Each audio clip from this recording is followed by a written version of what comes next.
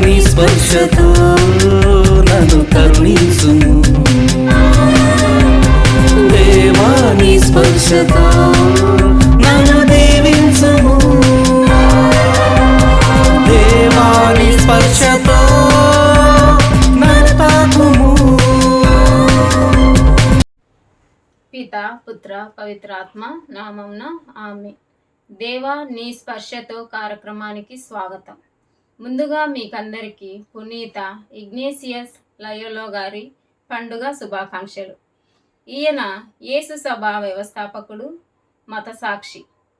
ఈనాటి శుభవార్త పఠనము ఏమనగా, మత్తయి శుభవార్త 13వ అధ్యాయము పవిత్ర వచనములు 47 నుండి 53 వరకు తీసుకొనబడినవి. అందులో ప్రభువు మనకు పరలోక రాజ్యమును గురించి వివరిస్తున్నాడు. అది ఏ విధంగా వివరిస్తున్నాడంటే, అన్ని రకములైన చేపలతో నిండిన వలను పోలి ఉన్నది పరలోక రాజ్యము. దాని నుండి ప్రభువు మంచి చేపలను వేరి తన బుట్టలో వేసుకుంటున్నాడు. అలాగే పనికిరాని చేపలనన్నిటిని తీసి కింద పడవేస్తున్నాడు. మనము మంచి చేపలుగా జీవిస్తున్నామా, చెడ్డ చేపలుగా జీవిస్తున్నామా అని మనము ప్రశ్నించుకోవాలి.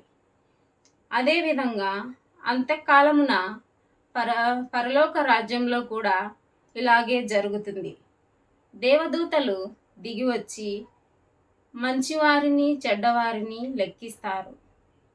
చెడ్డవారినందరినీ మంచివారి నుండి వేరు చేసి వారినందరినీ అగ్నిగుండంలో పడవేయుదురు. అక్కడ వారు ఏడ్చుచు పనులు కొరుకుతూ కేకలు వేస్తూ ఉంటారు. మంచి వారినందరినీ తన వెంట తీసుకొని పరలోక రాజ్యానికి తీసుకొని వెళ్తారు. అలాగే మనము మంచి చేపలుగా జీవిస్తున్నామా లేక చెడ్డ చేపలుగా జీవిస్తున్నామా అనే విషయాన్ని బట్టి మనము ప్రశ్నించుకోవాలి.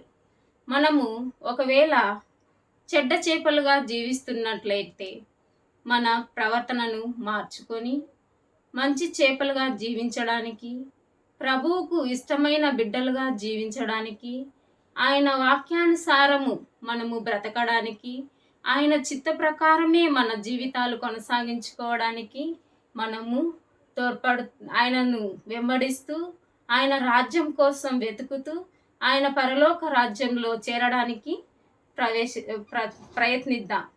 అలాగే మనకు అంతకాలం వరకు చెడ్డ చేపలుగా జీవిస్తున్న వ్యక్తులను ఇప్పుడైనా మారమని ప్రభువు సెలవిస్తున్నాడు.